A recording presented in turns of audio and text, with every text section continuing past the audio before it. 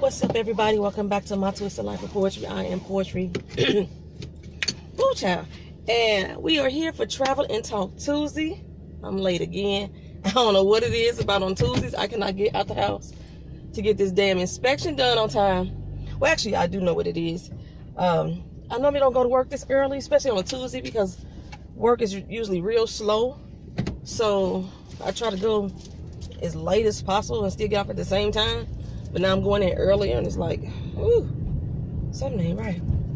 All right, so before I start this video off, I think I always have topics I want to talk about, and I always forget about them once I start talking. So before I start it off, I want to thank my new giveaway winners on Friday night's grown folk session. I just did a random giveaway during the middle of the live, and OG Purple Johnson and Miss Hogg, they both won copies of the book Doing the Damn Thing. Miss Hogg won an autographed copy, and OG Purple Johnson won a digital copy. And then she turned around and actually bought a copy. I was like, that's what's up.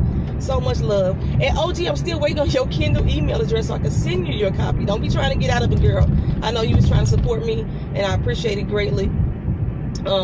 But yeah, a Kindle edition of the book, it's totally free. As long as you have a Kindle, I can send it to you.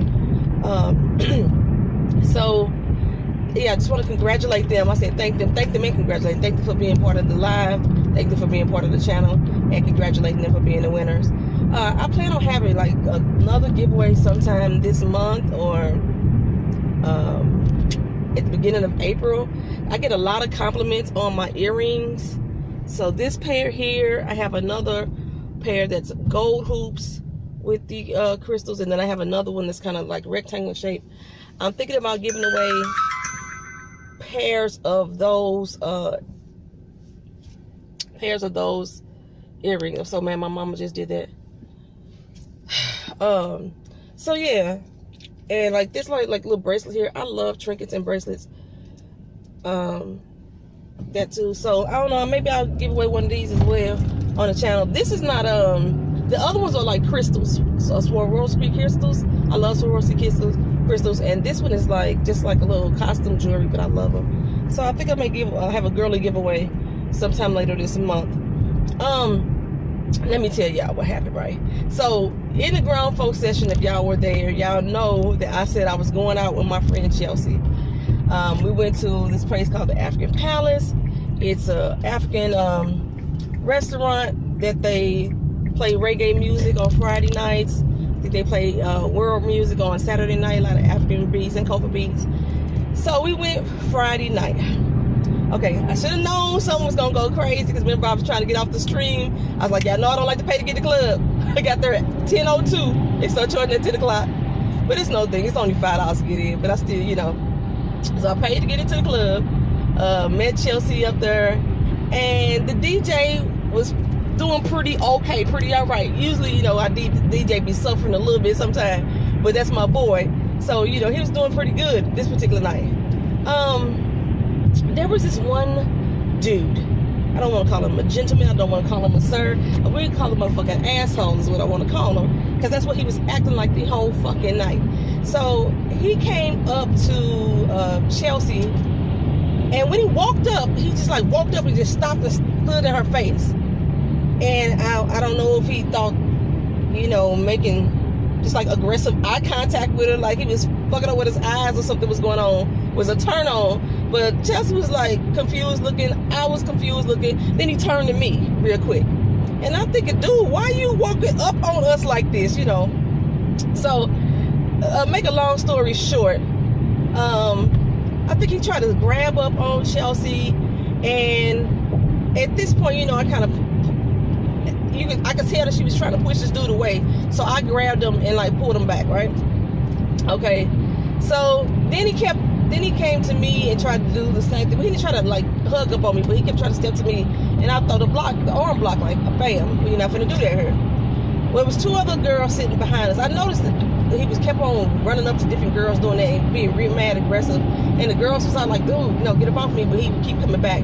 he had an issue with the word no. He didn't know how to interpret that in English, in Spanish, whatever language his brother would speak. He didn't know how to understand the word no.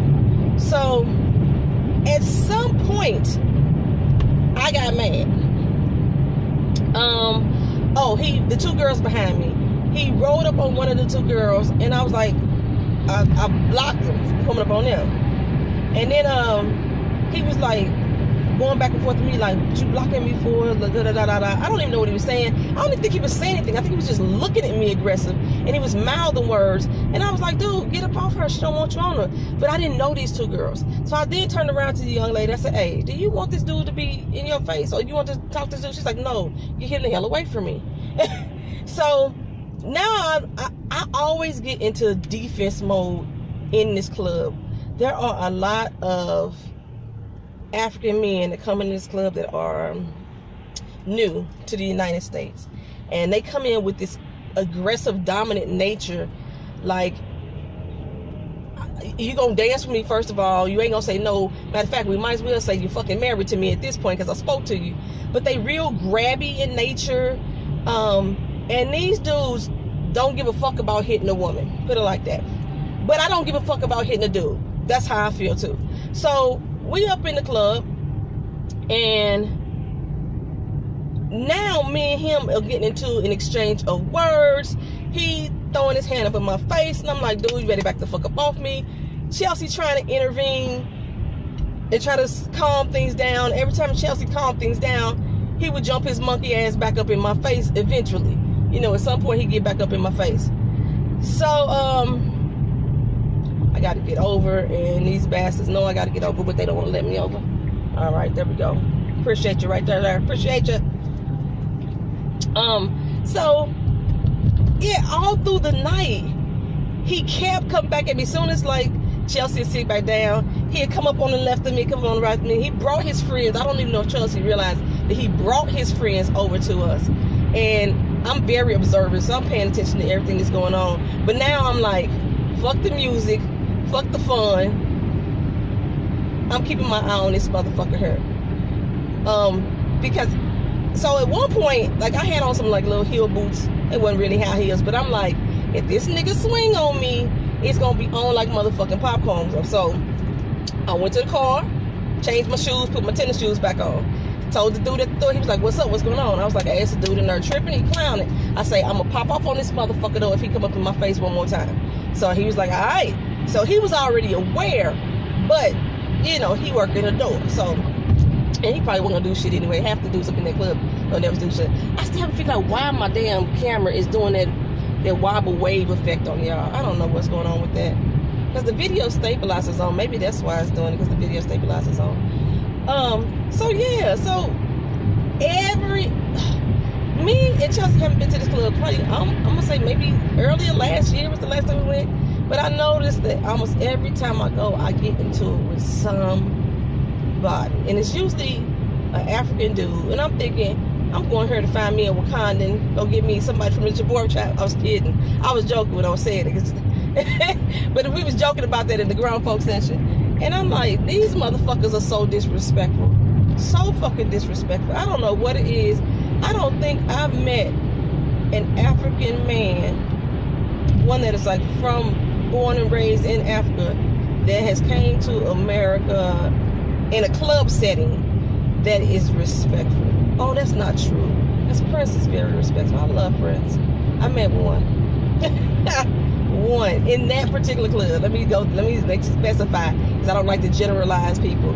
But in that damn club, one man that's African that I fucks with wholeheartedly. It's a mix of people. You got Africans, you got African Americans, you got Jamaican, West Indians, and as a whole, they all mixed up in this club. So it's a good group. But yeah. And even though like he kind of ruined my night, I still was feeling the music, so I wasn't like too upset. I was glad I still went out, because I hadn't been out in a long time. So yeah, that was my Friday night, y'all. Just a mess. And I think I mentioned before that I usually like drink water a lot, and I usually have a case of water on my backseat. As you can see right now, there's no case of water back there. I don't don't know what the hell is up with Ice Mountain Water and Walmart and Target, but I have not been able to find a case of water in 2 weeks. And my water game has been thrown the fuck off. I feel dehydrated as fuck. My tongue out extra white and shit. I don't know what the hell it is. I twittered them the other day like, damn, are y'all not being carried in these retailers anymore? Like, what the fuck, where's the water? Why is my fucking camera doing that? Damn, that's annoying. It's just like wobbly. And the camera's not shaking. No, it's tight as a mug. I don't know what the thing is. I'm sorry, y'all. Y'all getting all this wobble effect on her. And it's annoying the hell out of me because I can see it happening on the camera. So, yeah. And so I haven't been able to find some damn water. So I'm dehydrated as fuck. And when I get dehydrated, I get irritated as well. My pee get all yellow and shit. And I bought a Brita filter at home, but I don't know what the hell this Brita filter does. I don't know if it's just my refrigerator, but the water cold as hell. I can't drink really cold water like that. And when it settles down, it has a weird taste to me. So I don't know. And I could drink tap water. It just don't taste right to me after it goes through that Brita filter and it settles down and cools down to room temperature. It's just a weird taste. So I need to find me some damn water. I do. I need to find me a case of fucking water so I can hydrate my doggone body. I didn't go out of town with over the weekend. I remember I was supposed to be going out to drive Mocha to go get a car.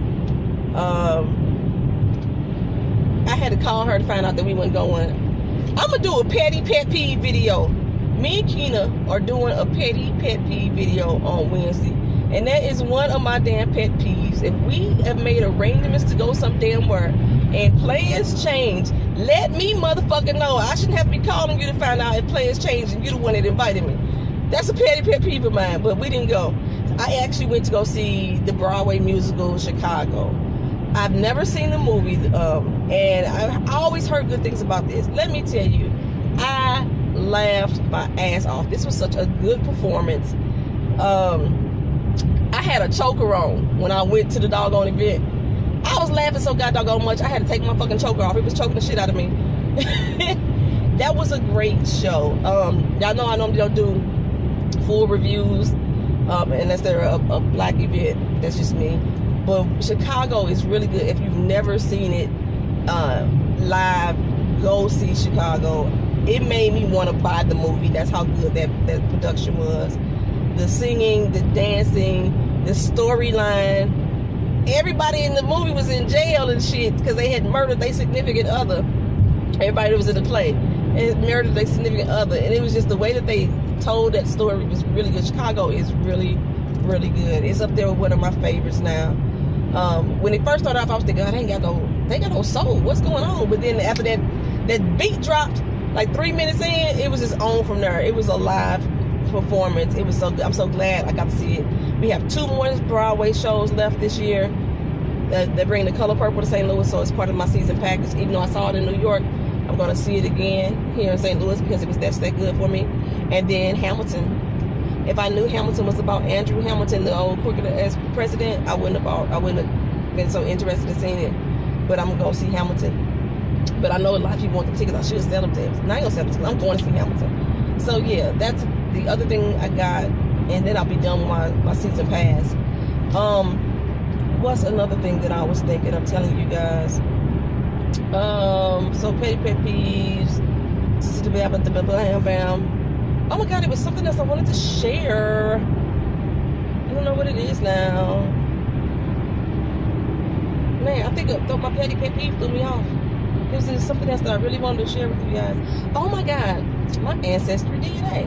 Okay, so if you've been on my channel for a while, you know I did an Ancestry DNA video. You can go back and watch it. It's my most popular video that's on my channel. Myself, my mother, and my daughter, we all did our results.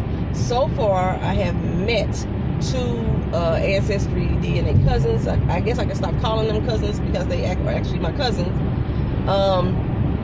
We went down to Texas and met one, and you was a dumb motherfucker. You did all that bullshit to get your ass right back here in the same fucking spot you was in when you was on the left of me, you stupid bitch. Oh my gosh. Anyway, so I met the Ancestry DNA cousin. Me and him, the one in Texas, we click. It's like we've been knowing each other all our lives. Our family get together with his family, which is our family because we're our family, and we just clicked. So yeah, I met him, his wife, the in-laws, the kids, and they met my mom, my daughter, my cousins. You know, we family. Okay, so then the second person I met from Ancestry DNA turns out to be from oh God, I want to tell this story, but okay, my second Ancestry DNA cousin that I met, I can't tell that story yet. And my mother is like, yeah, you can go ahead and say it, but there's so many other people involved that it could hurt potentially, so I can't really tell that particular story yet. Maybe I'll put it on a private video and then I'll share it and I'll give y'all the link if y'all want to see it. So now I reached out to another girl who's actually connected to that second Ancestry DNA cousin, and they're right here in St. Louis, and so far we have not been able to connect. And if you knew the meat and gravy about what's going on with me and that particular cousin, you would understand why this girl's probably reluctant to meet me as well. So that's cool. So another one reached out to me this morning, actually back in January, but I just saw the email this morning, and she was like, hey, it shows that you're my cousin. It says we have a high probability. I'm adopted. I don't know my family, so I just want you to see if we can sit down and chat and connect some dots. Okay, so I looked at the DNA matches, and she's not connected to me or Keena, which means that she's like a distant cousin to us, because she has an exact DNA matches with my mom, and then there's 24 people that have taken the Ancestry DNA test that's connected to her and my mother, so she's definitely a relative. It's just, if you understand how the DNA strands work, you know, you have 46 chromosomes in your body, right? 23 of them came from your mama, 23 of them came from your daddy. So your mama had 46, your daddy had 46, but only 23 of their chromosomes came from you. So of the 23 that didn't come to me from my mama, she must be part of that gene pool. So she's still related. So we got a new person that we're possibly going to meet, hopefully, and then help her connect the dots as far as like her adopted. She is like one of the only people who has the exact same last name as us. I asked her, was that her birth name or her adopted name? So I don't know, because if it's her birth name, we like our gene pool as far as our birth name, it's so limited. Like, I don't know anybody. Like, my great grandmother, she left my great grandfather, Jefferson Davis is his name. She left him because he was abusive as hell. And when I used to ask her about him growing up, she was like, I don't want to talk about him. I don't want to think about him. So she would not share any information in regards to Jefferson Davis. So I don't have me and my mother don't have any information about that side of the family. And if Davis is her maiden name, then we probably finally have a connection to the Jefferson Davis side, which would be really exciting. Like I say, my great-grandmother has passed on, and so now, like, we don't have anybody like to even prod. I can't even like keep trying to get her to tell me information because she's passed on. So nobody else I know that has information about this man. But yeah, so I think like doing the Ancestry DNA searches, like, so when I first did it, it was just for me to find out like what countries I was connected to in Africa, and I had planned on doing travel and go travel blogging to those places in Africa. And now it's like I'm making family connections and ties, which is pretty damn exciting. Like I said, I've reached out to a lot of other people on there, and I don't get a lot of response back. And then most of the people that I reach out to, when they do talk back to me, find out that they all have roots, or they have all been through, or their ancestors have been through St. Louis, which is where I live at now. But when I tell them, okay, I don't see that you're related to my mother, I show that you're related to my father only, and I'm trying to get more information about his side, and then they stop talking to me. So yeah, which, like I said, that second girl that I reached out to, that's pretty much her issue too. So I'm at work now, 20 minutes late for my inspection. I'm freaking tired. I'm so glad this shit will be over on Friday, y'all. Y'all just don't understand. I'm so glad this will be over on Friday. So yeah, me and Ken are gonna do that petty pet peeves. on video and do that for y'all Wednesday. Because me and her got some crazy ones. And they're going to be crazy. They're going to be pretty crazy. Yeah, you'll see them. All right, y'all. Talk to y'all later. Peace.